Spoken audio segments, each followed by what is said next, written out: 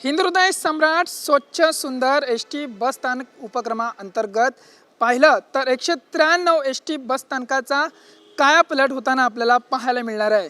मी सध्या Mumbai central ST. बस स्थानकात उभा आहे। या एस.टी. बस स्थानकाचं काम सुरू असल्याचं आपल्याला पाहायला मिळत आहे।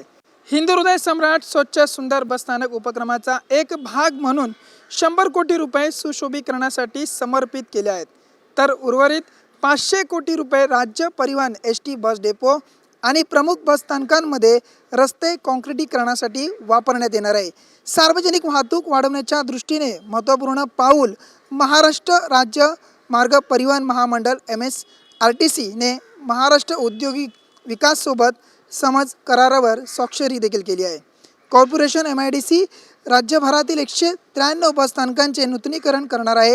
हिंदुहृदय सम्राट स्वच्छ सुंदर बस स्थानक नावाच्या या उपक्रमात परिवर्तन प्रकल्पासाठी एकूण 600 कोटी रुपयांची तरतूद करण्यात आली आहे।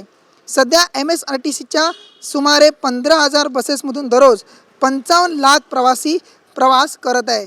त्यामुळे आता या प्रवाशांना एस.टी. बस स्थानकाचा जो आहे तो कायापालट पाहायला मिळणार आहे।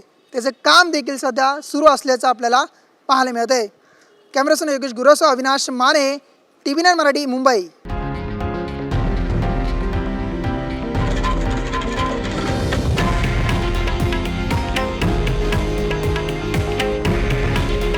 हे आहे देशातील नंबर 1 न्यूज नेटवर्क आणि आपण पाहत आहात TV9 मराठी।